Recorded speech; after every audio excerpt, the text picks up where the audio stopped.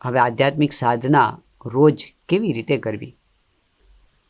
તો ભગવાન સ્વામિનારાયણ તો એના માટે એક સુંદર પદ્ધતિઓ આપી દીધી છે. એના માટે એક શબ્દનો પ્રયોગ કર્યો છે, આહનિક. આહનિક એટલે રોજ કરવાની વસ્તુઓ. તો આપણા દિવસના ક્રમની અંદર, નિત્ય ક્રમની અંદર જ એમણે એવો આદેશ આપી દીધો કે આ સમય એ પ્યોરલી સાધનાનો સમય છે. જેમ કે આપણી નિત્ય પૂજા. આદેશ છે શિક્ષાપત્રીમાં અને સત્સંગ દીક્ષાની અંદર પણ કે જ્યાં સુધી પૂજાની સમાપ્તિ ન થાય ત્યાં સુધી કોઈ વ્યાવહારિક કાર્યનો આરંભ ના કરવો. પૂજા થયા પછી જ કંઈ પણ વસ્તુ, અન્ન કે જળ ગ્રહણ કરવી, ત્યાં સુધી ગ્રહણ ન કરવું. એની અનિવાર્યતા સ્થાપવા માટે છે. દિવસના એક સમયે એને નિશ્ચિત કરી દેવામાં છે. જો આવી નિશ્ચિતતા ન હોય તો નિત્ય પૂજા ઉડી જાય. એટલે સવારના પહોરમાં નિત્ય પૂજાનો ક્રમ આપણને આપી દીધો.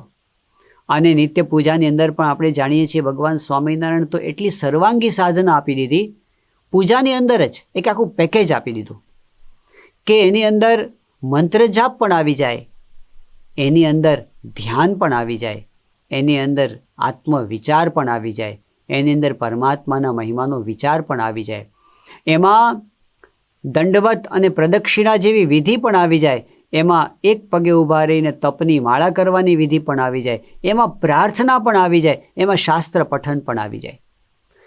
આવું એક સર્વાંગી સાધનાનું સ્વરૂપ નિત્ય પૂજાના રૂપની અંદર સ્વામિનારાયણ ભગવાને આપણને આપ્યું છે. એ આપણી રોજની સાધના છે. અને કુટુંબની પ્રત્યેક વ્યક્તિ માટે વ્યક્તિગત પૂજાની પદ્ધતિ સ્વામિનારાયણ ભગવાને આપી.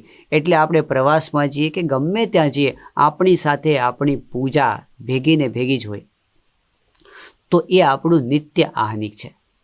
એવી જ રીતે આરતી, સવારની આરતી અને સાંજની આરતી, આ બે સમય, આમ તો શિખરબદ્ધ મંદિરોમાં 5 આરતી થતી હોય છે, પરંતુ આપણા માટે મુખ્યપણે કરીને નિત્ય નિયમ તરીકે 2 આરતી બધા માટે છે.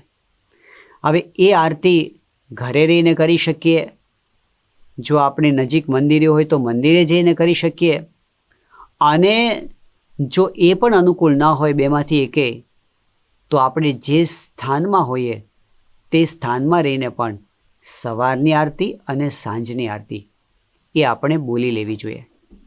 ઘણી વખત આપણે ટ્રાવેલિંગમાં હોઈએ તો પ્રવાસની અંદર પણ આરતી થઈ શકે. તો પહેલી વસ્તુ છે નિત્ય પૂજા, બીજું છે સવાર સાંજની આરતી, ત્રીજું આહનિક સાંજનું છે, એ છે ઘર સભા. ઘરના બધા જ સભ્યો સાંજે ભેગા થાય, ભોજન સાથે લે અને ભોજન બાદ 15 મિનિટ, 20 મિનિટ, 30 મિનિટ આપણી અનુકૂળતા પ્રમાણે ઘરમાં સભા થાય, શાસ્ત્રોનું વાંચન થાય, એના પર ગોષ્ઠી થાય, ભજન થાય, પ્રાર્થના થાય, પણ સાથે મળીને થાય. આ ઘર સભારૂપી આહનિકે તો કેટલાય પરિવારના વર્ષો જૂના પ્રશ્નોનો ઉકેલ લાવી અને પરિવારમાં સુખ શાંતિ એનું સામ્રાજ્ય ઊભું કરી દીધું છે. તો ઘર સભા એ પણ અત્યંત જરૂરી આહનિક છે. આમ તો રોજ થવી જોઈએ, પણ કદાચ રોજ અનુકૂળ ન આવે તો મહંત સ્વામી મહારાજે એ પણ છૂટ આપી છે કે અઠવાડિયામાં એટલીસ્ટ 2 દિવસ તો ઘર સભા આપણા ઘરના બધા સભ્યોએ ભેગા થઈને કરવી જોઈએ. આ ઉપરાંત વચનામૃત અને સ્વામીની વાતો એનું નિત્ય વાંચન એ પણ આપણું આહનિક છે. એ આપણે દિવસમાં આપણા અનુકૂળ સમયે કરી શકીએ. અને નિત્ય વિચાર પૂજાની અંદર પણ કરી શકીએ અથવા રાત્રે પણ કરી શકીએ, પણ અંતરદ્રષ્ટિ કરીને આપણે પોતાની જાતનો વિચાર કરીએ, આત્માનો વિચાર કરીએ, પ્રાપ્તિનો વિચાર કરીએ, સાંખ્યનો વિચાર કરીએ, ભગવાનને રાજી કરવાનો વિચાર કરીએ, ભગવાનના કર્તાપણાનો વિચાર કરીએ, ભગવાનને ભગવાનના ભક્તોના ગુણ ગ્રહણ કરવાનો વિચાર કરીએ. તો આ વિચાર એ આપણું અંદરથી કલેવર ઘડે છે. આવી જે સાધના, નિત્ય સાધના, એમાં 2 વસ્તુ બહુ અગત્યની છે. પહેલું છે સાતત્ય અને બીજું છે ગુણવત્તા. સાતત્ય એટલે શું? સાતત્ય એટલે રોજ કરવું. સ્વામિનારાયણ ભગવાને વચનામૃતની અંદર એક દૃષ્ટાંત આપ્યું છે કે પાણીનો ઘડો હોય અને આપણે એક સ્થાને ઢોળી દઈએ અને પછી આપણે છેક અઠવાડિયા પછી જઈએ ત્યાં આગળ, તો જે પાણીનો ઘડો ઢોળાયો હોય પાણી તો સુકાઈ ગયું હોય. ફરી ઘડો ઢોળો તો અઠવાડિયામાં એ સુકાઈ જાય. પરંતુ એ જગ્યાએ જો આંગળી જેવી પાણીની સેર સતત ચાલતી હોય તો ત્યાં પાણીનો ધરો ભરાય છે. એમ આજે આપણે કોઈક સાધના કરી અને પછી વચ્ચે ભૂલી ગયા, અઠવાડિયા પછી કરી, મહિના પછી કરી, એનાથી અંતરમાં આધ્યાત્મિકતાનું પરિણામ મળતું નથી. આપણી સાધના ફળતી નથી. નિત્યતા જરૂરી છે. ગુણાતીતાનંદ સ્વામીએ એમને એક સરસ દૃષ્ટાંત આપ્યું છે કે સ્વામી કહે કે અમે જ્યારે નાના હતા ત્યારે ભાદરા ગામની અંદર એક કૂવો હતો, જૂનો કૂવો. એમાં પાણી હતું પણ પાણી ઉપર લીલ છવાઈ ગઈ હોય એટલે પછી બધા બાળકો રમતા હોય તો રમતા રમતા શું કરે કે ઉપરથી પથ્થરો નાખે, અને પથ્થરો નાખે એટલે કૂવામાં લીલ હોય ખસી જાય, પાણી ચોખ્ખું થઈ જાય. પરંતુ થોડીક વાર થાય તો પાછું પાણી ભેગું થઈ જાય. ફરી પથ્થરો નાખે તો પાણી દૂર થાય પણ ફરી પાછું ભેગું થઈ જાય. દૃષ્ટાંત આપીને સ્વામીએ સિદ્ધાંત કહ્યો કે જ્યારે આપણે કથા સાંભળીએ, જ્યારે આપણે કંઈક વાંચન કરીએ, જ્યારે આપણે કંઈ પ્રાર્થના કરીએ, સ્મૃતિ કરીએ, ભગવાન સંબંધી આપણે કોઈ આહ્નિક કરીએ તો એ વખતે વ્યવહાર ખસી જાય છે, જગતના સંકલ્પો હટી જાય છે. પરંતુ એ કથા વાર્તા પૂરી થઈ, ભગવાનની વાત પૂરી થઈ અને પાછા આપણે વ્યવહારમાં જોડાઈએ એટલે પાછો માયાનું આવરણ ઉપર આવી જાય છે. તો આનો ઉપાય શું? લીલ ખસી જાય છે ને પાછી ભેગી થઈ જાય છે. એ લીલ ખસેલી ને ખસેલી રહે એના માટે શું કરવું જોઈએ? વારંવાર પથ્થર નાખવા જોઈએ. લીલ ભેગી થાય એ પહેલાં બીજો પથ્થરો નાખી દેવાનો, ભેગી થાય પહેલાં ત્રીજો પથ્થરો નાખી દેવાનો. એવી રીતે આપણે આહ્નિક કરીએ, રોજ કરીએ તો શું થાય કે જો એ જગત પાછું ભેગું થવાનું હોય, ફરી એક કથા, આરતી કે વાંચન એવો કોઈ યોગ આવી જાય એટલે પાછી માયા છે એની લીલ ખસી જાય. તો સાતત્ય એ બહુ જરૂરી છે. રોજ આની અંદર ઘણી વખત એક પ્રશ્ન થતો હોય છે કે કેટલીક વાર એવું થાય કે આપણને મૂડ ના હોય, કારણ કે આપણા અંતરની અંદર પણ રજોગુણ, તમોગુણ, સત્વગુણના સાયકલ ચાલતા હોય છે. તો કોઈક વખત આપણને પૂજામાં બરાબર મન લાગી જાય, મજા આવી જાય.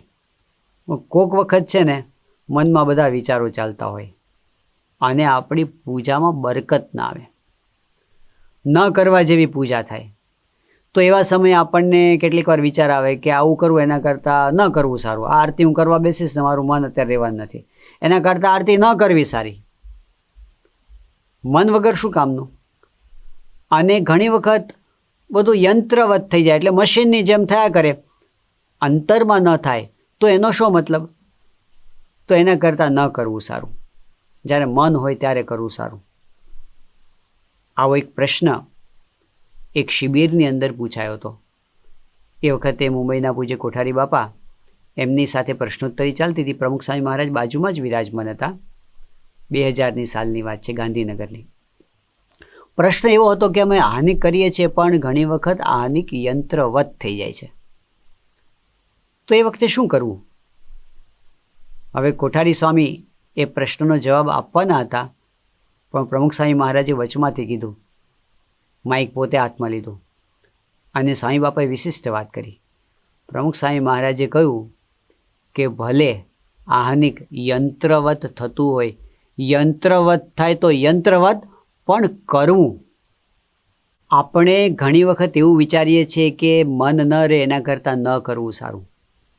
સ્વામી બાપા કહે છે ભલે મન ન રહે તો પણ કરો. મન રહે એ તો ઉત્તમ છે, પણ કદાચ મન ન રહેતો હોય તો પણ તમે ચાલુ રાખો, એમાં પણ લાભ છે. જેમ દૈહિક ક્રિયાઓ થાય છે એમ પણ કરો તમે. સ્વામી બાપાએ કહ્યું કે આપણા માટે આ તો આજ્ઞા છે અને જો આપણે આજ્ઞા પાળશું તો એમાંથી અંતર શુદ્ધ થશે.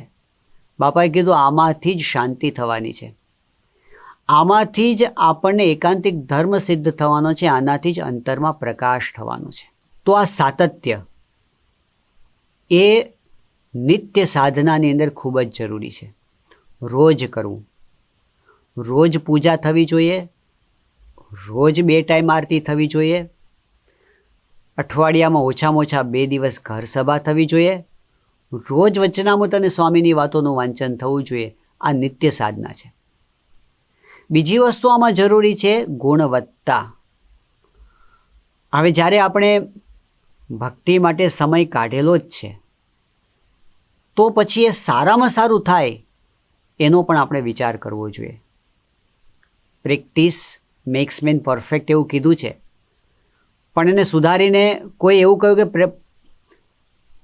પણ એ કહેવતને સુધારી અને કોઈ એવું કહ્યું કે perfect practice max main perfect.